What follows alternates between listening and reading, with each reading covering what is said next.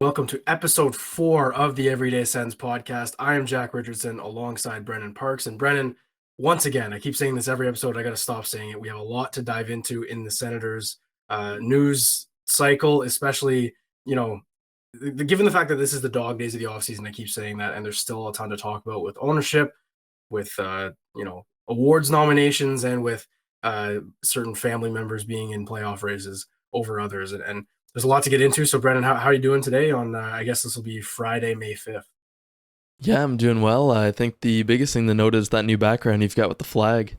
Yeah, we're still a work in progress down here, but this is what it's gonna be. It's kind of nice. It's like a little, I don't know if you know those bedrooms that have like a bed sheet as the door instead of like to Yep, make it a room. yep. That's kind of what I'm going for here. I'm just like, this is the Sens area of the basement. Oh, it looks Just moved good. back home in Ottawa, so I'm carving out whatever I can here.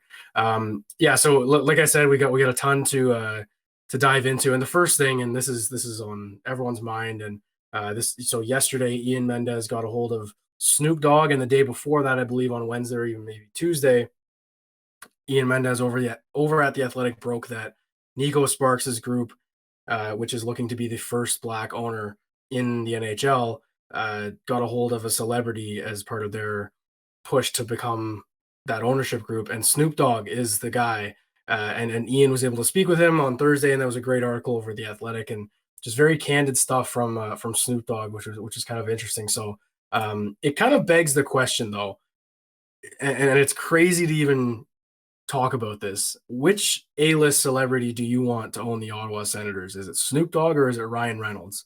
And I'll just let you go, and we'll have a discussion because I guess I'm citing the article that Ian wrote yesterday with the interview with Snoop Dogg because I think it kind of puts them on an even playing field. The speculation coming in was that Snoop Dogg wasn't, didn't have Ottawa ties, didn't really care about the city, but I think this article did a good job to map out what his plan would be. So what's your take on the whole thing? This is like, it feels like a dystopian society or a different timeline that we're living in with this kind of ownership rumors. Yeah, it is. And I think what has to be noted first is that, like, we're spoiled here because, I mean, if you look back 2 years ago, like, look at where we were, right, with ownership. And now we've got these ridiculously large celebrities. Like, we're talking, like, Reynolds has, 45 million Instagram followers, and Snoop has 80 million Instagram followers. These aren't small people. These are very, very large celebrities that pretty much everybody around the world knows. So it's kind of insane that they want this, little town Ottawa team. But yeah, I mean, either way, I think we're in a great spot. I know some people, there's been like this team Snoop, team Reynolds. I'm not really on a side. I think they both offer very unique things, and I think there's a lot we don't even know about it yet too, right? Like, there's an NDA in place, a non-disclosure agreement, so like we haven't heard a thing from Reynolds and since he was on the Tonight Show. We don't even know what that group is up to behind the scenes. So um with Snoop, I mean, that I was not expecting that. I know there was a rumor about The Rock a while ago, and I guess it was, a different A-list celebrity after all. I think Snoop, that article was really good, and it was important for him to talk about Ottawa because he was on First Take there with the ESPN, and he talked about, how he wanted to make a difference in the, poverty-stricken communities and help children out of like difficult situations and stuff. And it kind of sat with people like, that's a great thing, obviously, but a lot of Ottawa fans specifically thought, okay, he's talking about America. I don't know how this is going to affect the Sens. So for him to come out and talk about Ottawa was definitely important. The first thing, though, that I kind of noted about that was that he said he'd be at like 6 games a year or something. And that was kind of the first big, like, if we're going to take sides thing that stood out to me because Reynolds, I think, kind of wants to be at a lot of games. Like, he spoke and he basically said Wrexham is one half of what he's doing and he wants the Senators to be the other half of what he's doing. Like, he wants that to be a huge part of his life. So I think they're offering two different things, but I think that Sparks bid, we should get into that a little bit too, not just Snoop and Reynolds, because the bid has a lot to offer as well. Yeah, that's a good point. And then the whole idea behind the Sparks bid, and I mentioned, the first black owner in the NHL he would be, and it's a very diverse group of people. And he's bringing on Trevor Daley, who's a former NHL defenseman who played for the Pittsburgh Penguins. And then sorry, it's Grant Fuhr, one of the best goalies of all time. I blanked on the name there for a second, but guys like that who are going to be in the hockey ops side of things. And the goal, I guess, for that group is to have a massive consortium or consortium or whatever, and have a lot of voices that can give different opinions. And I like the idea that they're partnering with Trevor Daley and Grant Fuhr, because these are two African American hockey players who had success in the NHL. Right, they've got Stanley Cups, their names on the cup, and having them in the fold would be great, because that's the part of the ownership thing that I think maybe not is taken for granted, but it's like the idea that, oh, Reynolds is going to come in and everything's going to be fixed. He's going to fire DJ. He's going to do this. He's not going to do that. He's going to put people in place who do that, and that's the point. So I like the idea that the Sparks group already is naming the people they're going to bring in. That's a leg up for them already. But I think the most important part, and kind of what Snoop Dogg was talking about on First Take on ESPN, like you mentioned, is the involvement of minority communities in hockey, and it's been something. Look, it's awesome to hear like initiatives about, and I know that there's stuff in the city that helps that with that, and but a big celebrity name like this, and if the owners of the hockey team in the city are doing that, it's going to help in spades. Like, it's going to be crazy. Just making equipment affordable for these communities and all this. Like, I don't know. I mean, I know like hockey's our favorite sport, and it's what you grew up playing. But if you can expose it to different communities who don't have the funds or the means necessary to start it, because it's a very expensive sport and you should be lucky to play it. Like, I think that's a great idea. So I know that it's like, yeah, if we have a preference, I'm probably still leaning Reynolds just because he's done it with Wrexham and it'd be cool to see in Ottawa. But with the interview that with Ian Mendes with Snoop Dogg, it's a win-win. Like, you cannot lose. And I think if you're looking to nitpick little things like, oh, why is it's Snoop Dogg, he doesn't care, blah blah blah. Like, I don't know. It's a win-win. Literally, like, I don't think the Sens can lose in this situation, and we as fans can't either. Yeah, I completely agree with that too, and I think expanding the game is a huge thing, and that's something that the NHL has received a lot of criticism over too, because they've been kind of, I don't know how to say it, but they haven't, like, it's a hard sport to kind of expand, because like you said, it's expensive, but I know a lot of people want the NHL to launch more initiatives and try to get more communities involved, and that's global too, not just like Canada and America, that's everywhere. Snoop, definitely, the thing with him is he's proven he can do it, right? He did it with the football league he launched, the Snoop Youth Football League, I believe it was called, in 2005, and he spoke about it and said he's 20,000 Division I students from that program alone, and he's had, I think, Bryce Young, who was just picked first overall in the NFL draft, I think he was part of that program. Like, he's had a lot of different, like he's helped a lot of different people with that program, and he's shown he can do it. So as much as Reynolds has proven Wrexham, I mean, you could say Snoop's proven that he can make a difference in the game of hockey, right? Like, he's someone who is genuinely influential on the way that the world works. Like, just posting about a hockey league alone would generate so much. I mean, just him talking about the Senators alone would generate so much interest, right? So, yeah, go ahead. Yeah. Oh, I was scrolling through his Instagram the other day, and when he was posting about it, and there was a comment that stuck out to me, and I don't know if it was maybe someone tongue in cheek saying it or whatever, but it was a comment being like, if you buy this team, I will watch. And that's enough for me to be like that's, and obviously that would happen with Reynolds too, but it's interesting that this poll, like, you throw out the number, he's got 80 million followers on Instagram. It's like, that's great, but what it translates to is the best part. It's not just numbers seeing it, it's people actually engaging with the content that these celebrities put out. I think what also was cool about what Snoop Dogg said is, you mentioned Connor McDavid and how this guy's the best player in the league, but why isn't he in commercials everywhere? And it makes sense. And yeah, I mean, he's in commercials everywhere in Canada, but put him in the States. Like, if you like, I don't know if that BetMGM one's running all the time, but his point was we should be seeing this guy all the time, every day, all the time, like LeBron and like Steph Curry and all these guys. So and then he mentioned Brady Tkachuk and Tim Stutzla, or I don't know if he mentioned it, but maybe it was Mendez in that article, but they were mentioned as guys who like need to be promoted all the time. And I completely agree, because these are the faces of the franchise. They're the faces of this city, to be quite honest, like the biggest celebrities in the city. They need to be everywhere. They need to be on bus stops. They need to be on like, it's just that kind of stuff, I think will happen quickly. And we may be sitting here a year from now being like, how did we ever support this team without any of this in a marketing push? It's going to be crazy. Yeah, and I think marketing is the key word there, right? Like, the league too. I mean, I don't want to criticize the league too much, but their marketing has been pretty mediocre, I'd say. I mean, there's a lot of, if you asked a lot of American people and you showed them a picture of Connor McDavid, I think a lot of them would be like, who is this guy, right? Like, I've never seen this man, which is just not what you want for the league. I mean, this guy's one of the premier athletes in the world, and most of the world doesn't even know who he is, right? And you don't see that with sports like soccer or football or basketball, right? If you showed people pictures of Tom Brady, everybody's gonna know Tom Brady, right? Like, It's a hard thing to market, I guess, but at the same time, if you bring celebrities, and I think that's why Gary Bettman is so interested in bringing in an A-list celebrity too, right? Is because just posting about the team on social media generates so much interest and gets people watching, let alone running a team and launching a documentary, which I think both Reynolds and Snoop could do because they've done it before, right? It's not just Reynolds on that front either.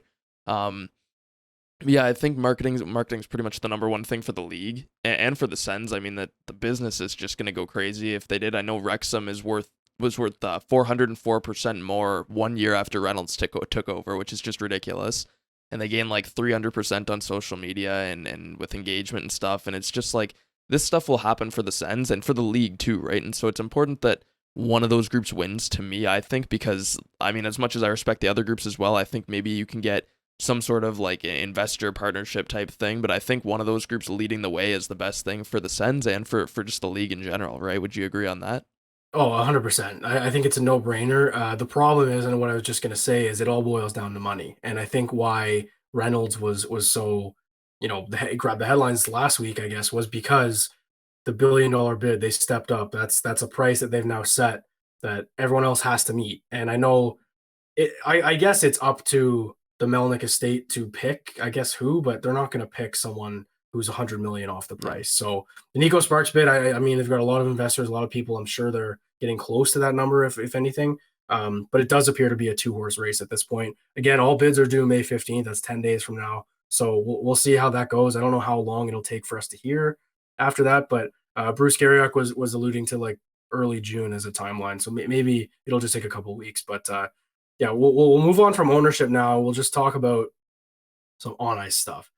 We've talked a lot about Jake Sanderson on this podcast already. I think we mentioned Conn Smythe stuff, but he was snubbed. He was snubbed from the top 3 finalists. I think in the Calder race. It's a great year. I think not a bunch of superstars really. Like no one setting the league on fire with the rookie numbers this year, but just solid group of young players. But I still think that for me, the reason I said he was a snub and why this is the title is because Owen Power is there. I think that these guys were literally neck and neck all season. And yeah, Power had 3 more points while Sanderson was better defensively. Like you can weigh anything you want. It was disappointing to not see Sanderson's name up there because yeah, winning the award is what it's all about. And Matty Beniers is probably going to win it over in Seattle. But being a top 3, going to the awards, like having that experience, I think that was something Jake Sanderson was robbed of. And maybe it's just because they had to pick one or the other when you're voting, because Skinner probably deserves to be up there too. But I don't know how you feel about everything. But to me, it's more of a he's on par with this guy, and it's not really. I don't like that he's not getting the recognition alongside Power. So I wrote an article on Sanderson today, and it wasn't directly comparing him to Power, but it was talking about his season and what made him so impressive and what people kind of miss when you talk about Sanderson. And I talk about this for a lot of players because I think it's just undervalued is the situation a player is placed in, right? And how they're used by their team. Because every player is in a respective situation, and Power was used very differently than Sanderson. So I think raw production, a lot of people look at, and Power, admittedly, too, I think he should be either up there or close to it. Like they're neck and neck. I wouldn't even say Sanderson was objectively better than Power. I think they're very close because Power, he was on the ice for a stupid amount of goals. He was on for like double the amount of goals that anybody else was for rookies. Now, he didn't necessarily produce points on those, but he was on the ice for it, which generally means he had a positive impact, right? Did you have something to add to that? And goals against, like it wasn't Fair, just yes, yeah. that's kind of where the Sanderson. But yeah, no, Yeah. you're right. You're right. Like yeah, Power is definitely deserving of this. I just think that Sanderson is too. But yeah, keep going. Sorry. Yeah, that's all good. Yeah, but Sanderson, he was used in primarily defensive situations. So like he was on the ice for I can't even remember the number. It's in the article. I think it was 40 or 50 or 60 more defensive zone faceoffs than offensive zone. And again, like he was in offensive situations, but Power started 55% of his shifts in the offensive zone while Sanderson was at 40. So it's like, of course, he's going to produce better offensive metrics and be on the ice for more goals when he's starting in significantly more offensive situations, right? If you put Sanderson in that same place and you played him with that top line more, right? Because usually that was Shabbat out there at the top line.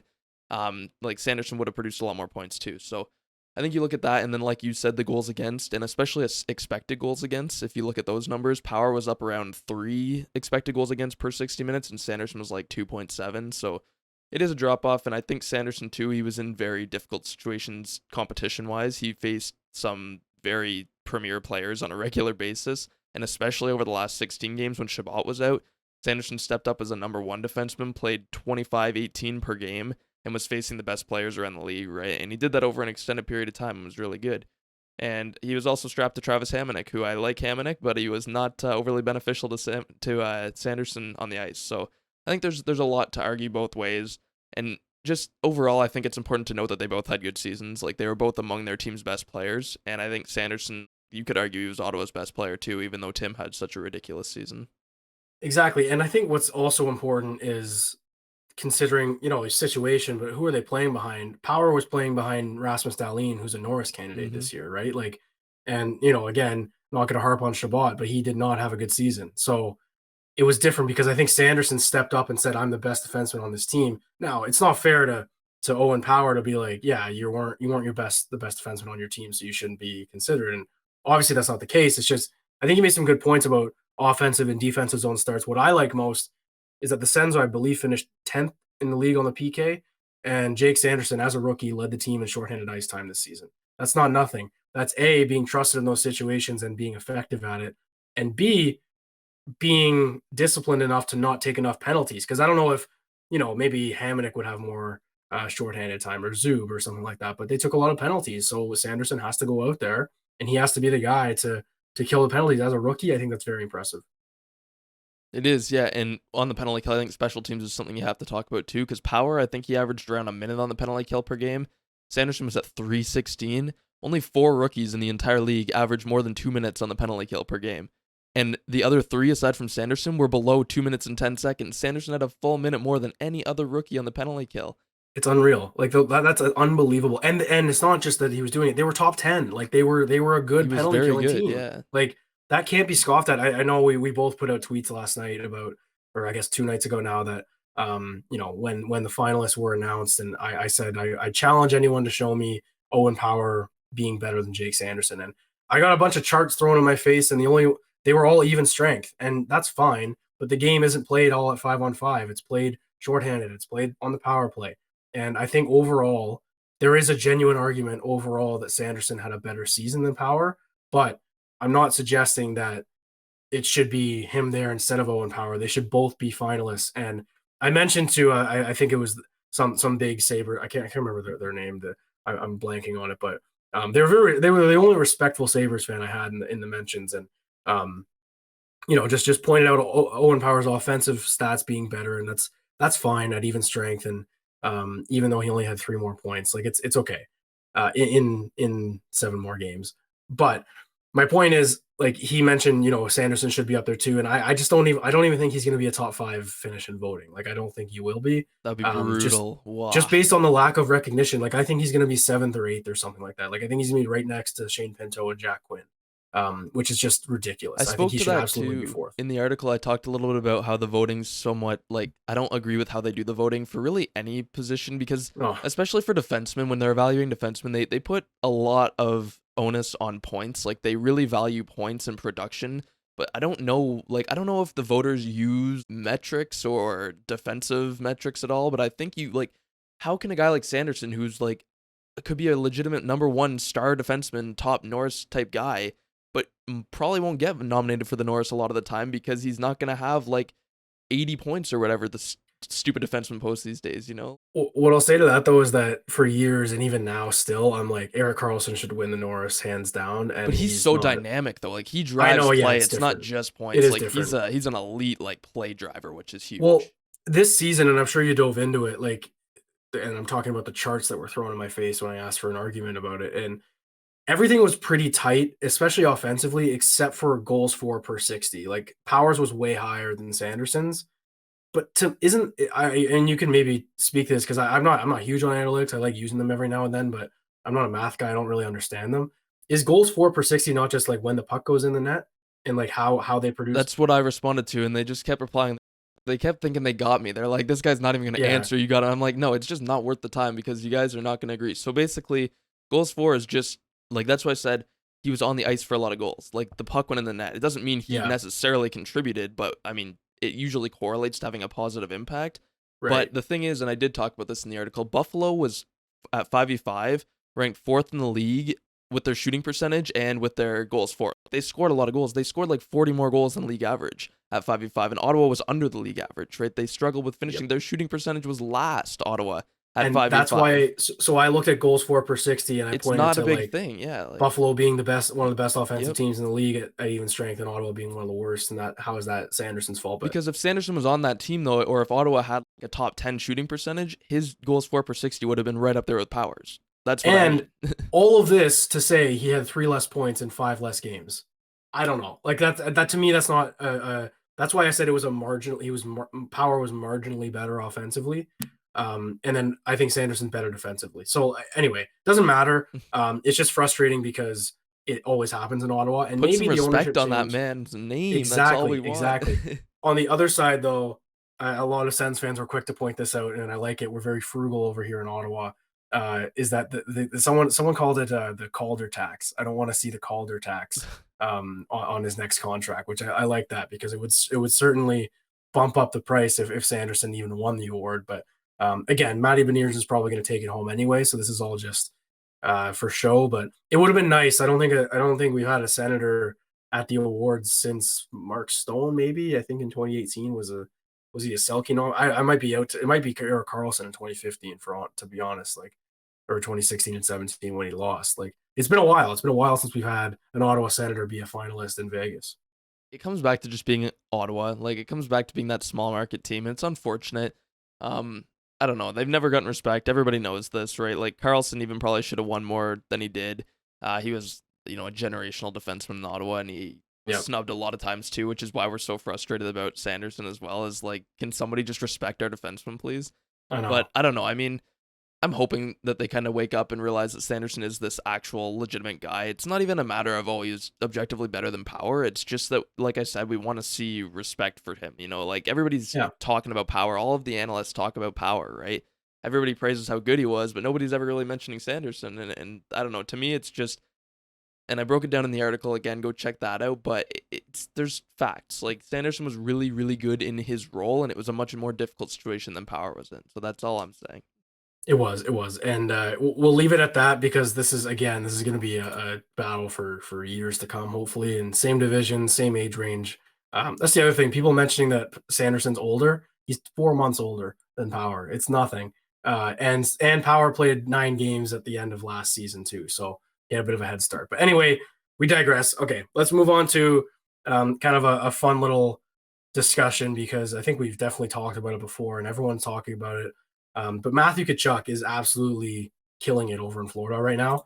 And obviously he's a Conn Smythe candidate. He I guess by the time you're all listening to this, it'll have been game 2 against the Leafs, and we'll see what happens there. But in game 1, he was dynamite. He was the catalyst for the comeback against the Bruins, which was fantastic to watch. So it begs the question, is Brady Tkachuk ready to take the next step? Is he ready to be that guy? Because I think for years, me personally, I've always said, Brady's a step or two or a year or two behind Kachuk because he's younger, right? A year or two behind his brother. But I it's not that I doubt that he'll get to this kind of level, but I'm just curious as to his own mindset. Like, what do you think going into this season and next season? Like, what's he thinking? Like, this guy's a guy he's got to compete against. If it's not his brother, I think Brady would be looking at him and being like, I'm going to beat him. You know what I'm saying? Yeah, I think he looks at him like that anyways, to be honest with you. I think Brady's just so competitive, right? And so is Matthew. Like, these guys in a playoff series would be completely ridiculous because they would be, even though they're brothers, like, I think they'd be at each other's throats just going to war, right? Like, both of them drag their teams through war every game, and you see that with Brady. I mean, just the fact that Brady played a full season and has, like, hardly been injured in his career, even though he's the most physical player potentially in the league, is completely egregious. Yeah, I mean, playoff Brady Tkachuk will be the ultimate competitor. Like, this is going to be a guy who is on another level, and I can't even believe how well Matthew's doing right now. He's driving the team. Like, he is literally driving the team. I think Calgary losing him, it's just so unfortunate for them because he is not someone who you'd want to lose, just as Brady isn't. And even if they're not playing each other, I think Brady in the playoffs, man, that's going to be something special. And you can hear it when he talks about it too, how he said he was sick of being done in April and sick of, not extending their season. And he's such a competitor, as are a lot of the Sens young players. That's something that they've really built with this culture, is that they're not just like these young kind of like Toronto Maple Leaf we love Toronto and love being stars type guys. These guys are competitive. They want to win, and I think they're gonna win because they have the will to do it, right? Yeah, 100%, 100%. I think the nature of the team, and again, this is a credit to Dorian and DJ just for kind of building this culture. Maybe more Dorian, just the drafting of certain guys and certain characteristics that you can look at a scouting video, but you can't see. Oh, Tim Stützle just like has a competitive edge to him. You can't get that until you talk to a kid, right? So I'll give credit to the scouting staff again just for all that, and like yeah, like I think Kachuk, Stützle, Sanderson are the three guys for me who are going to drag them into a battle because they're the guys who hate to lose the most, and you can tell. Jake Sanderson I think has had a lot of success up until now.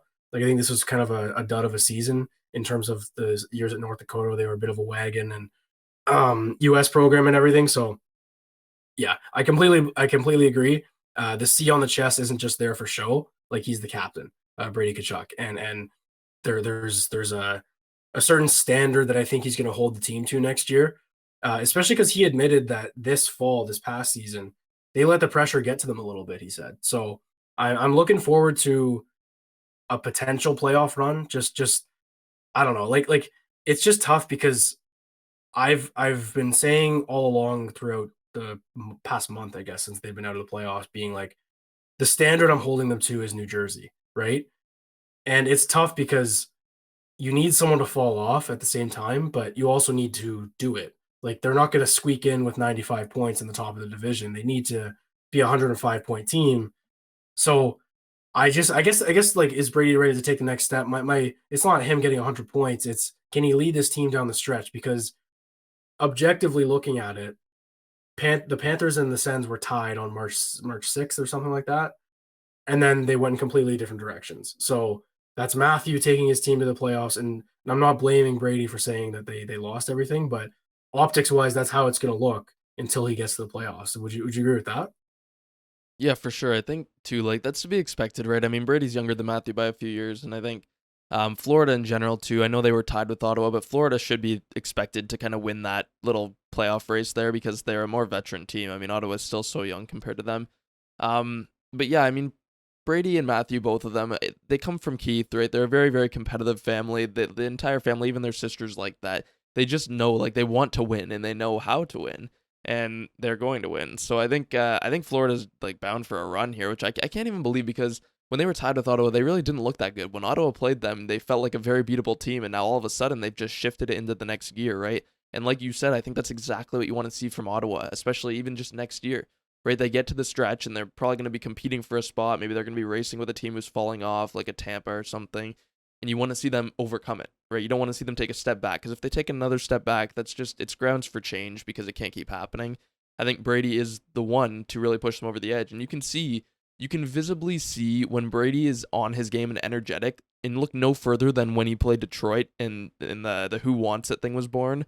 Like he will literally bring and pull the team to victory. Like there's no stopping him in the team when Brady is on his game because his energy flows through every single player on the team. I like that you mentioned those Detroit games because those two games are what give me confidence for when this team makes the playoffs. Like I've got confidence that game one of next year, whether it's on the road or at home, like in the playoffs, they're gonna come out and just play hard. And whether it's DJ or not, like I have confidence in the core that's here, that they get psyched up for these games. Like I just and I think this offseason feels different. Like it feels obviously because of ownership and everything, but it really just feels like it's time. Like it's and the players know it, management knows it. Uh, it's exciting, and we're kind of droving on here a little bit about just Brady Tkachuk and everything, and he's not even really making headlines at all. But with his brother, it's always gonna for as Sens fans, we're always gonna think about Brady because he's our guy, and I'd still have Brady over Matthew just because of all the intangibles, and he's a great ambassador for the city, blah blah blah. So I just hope that with all this new ownership, and there will be pressure, and there'll be national media attention way more than before, that he's able to thrive under it because it'll be a bit of uncharted territory. Yeah, that's actually a really good point that I hadn't thought a whole lot about bringing in a Reynolds or a Snoop Dogg and new ownership. There is going to be a lot more pressure.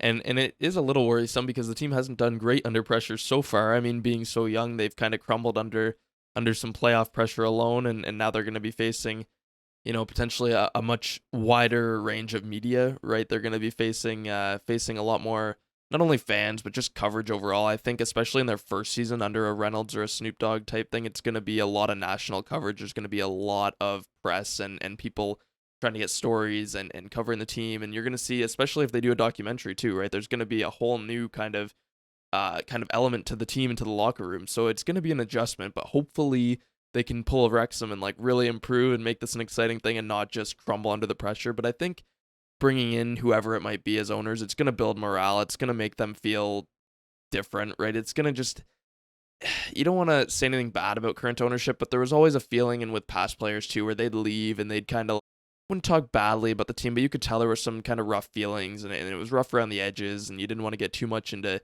behind the scenes of the Senators. And now it's going to be the complete opposite, and it's going to be everybody wants to see behind the scenes of the Senators. Everybody wants to see what's happening.